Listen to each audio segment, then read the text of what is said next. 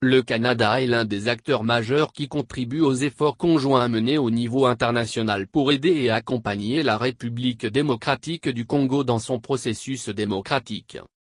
Une forte délégation de la Conférence épiscopale nationale du Congo, SENCO, conduite par son président, Monseigneur Marcel Lutambi, archevêque de Kisangani, et son vice-président, Monseigneur Fridolin Ambongo, archevêque coadjuteur de Kinshasa et prochain successeur du cardinal Laurent Monsango, séjourne présentement au Canada pour une semaine. La mission des évêques catholiques du Congo au Canada se rendra à Ottawa, Montréal et Toronto, essentiellement pour faire le plaidoyer auprès des autorités gouvernementales et religieuses, des milieux économiques et de la société civile canadienne engagés en faveur des droits de la personne, de la démocratie et de la justice sociale, en vue de solliciter un appui diplomatique, technique et financier, notamment une expertise canadienne, afin de garantir la réussite du processus électoral dans leur pays. Le choix du Canada, pour cette mission d'explication de la crise politique en République démocratique du Congo, RDC, d'une part, et de sensibilisation du public canadien, d'autre part, n'est pas fortuit. Le Canada est l'un des acteurs majeurs qui contribuent aux efforts conjoints menés au niveau international pour aider et accompagner ce pays dans son processus démocratique. Conformément à la constitution de ce pays et à l'accord de la Saint-Sylvestre qui ne permet pas au président sortant, Joseph Kabila, de se représenter pour un troisième mandat, le peuple congolais, dans son ensemble, est déterminé à aller aux élections en décembre 2018 pour élire un successeur, malgré certains défis d'ordre financier et technique qui restent à relever.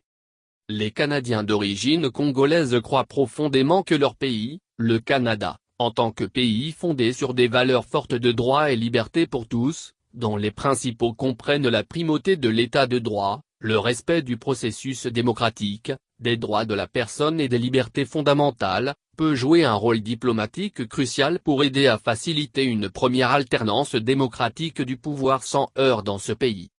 Le Canada peut à la fois aider à pousser le régime de Kinshasa à organiser des élections crédibles et transparentes, mais également apporter un appui technique et financier substantiel à ce pays pour l'aider dans son cheminement vers la tenue d'élections réellement libres, justes et inclusives, pour assurer une transition pacifique du pouvoir et parvenir à la stabilisation de ce pays qui a beaucoup souffert des affres de la guerre. Genèse de la crise politique en RDC.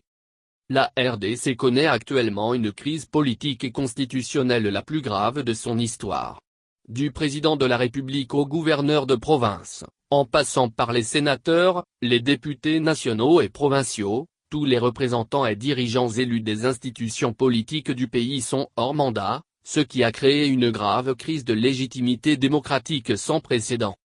Une situation inédite, en ce XXIe siècle, qui mène dangereusement à l'arbitraire, à la dérive autoritaire du régime et qui se traduit par la mauvaise gouvernance qui aggrave davantage la crise socio-économique et la détérioration continue des conditions de vie de la population. La situation actuelle d'instabilité politique généralisée dont souffre la RDC est principalement due au manque d'organisation des élections présidentielles et législatives prévues en décembre 2016. Devant l'évidence que les élections ne pouvaient être tenues à la date prévue par la Constitution, les forces politiques et sociales congolaises, toutes tendances confondues, avaient accepté, à l'unanimité, de se retrouver autour d'une table de négociation avec l'aide de l'Église catholique locale en vue de rechercher une solution idoine pour sortir de cette crise de légitimité. Les négociations politiques entamées, avec la médiation des clergés catholiques, ont permis de faire baisser la tension politique qui régnait à ce moment-là au Congo et d'éviter le chaos total qui aurait pu se produire à la fin du deuxième et dernier mandat du président Joseph Kabila, le 19 décembre 2016. À l'issue de ces négociations, la classe politique et la société civile sont parvenus à un compromis politique de sortie de crise. Ils ont signé un accord politique, le 31 décembre 2016, appelé communément accord de la Saint-Sylvestre. Dans cet accord, il avait été décidé que le pouvoir et l'opposition conviennent de former un gouvernement de transition dans le but d'organiser des élections présidentielles et législatives au plus tard en décembre 2017 et d'assurer la transparence du processus électoral. C'est bien cet accord politique qui a permis à Joseph Kabila de rester encore au pouvoir au-delà de la fin de son mandat constitutionnel. Mais, c'était sans compter avec les sombres manœuvres des acteurs politiques congolais qui se traduisent par le manque de confiance mutuelle, de volonté politique, et surtout l'insouciance manifeste et le manque de compassion pour leurs concitoyens qui croupissent dans la pauvreté et la misère, dans un pays qui recèle de vastes ressources naturelles tant convoitées par le monde entier.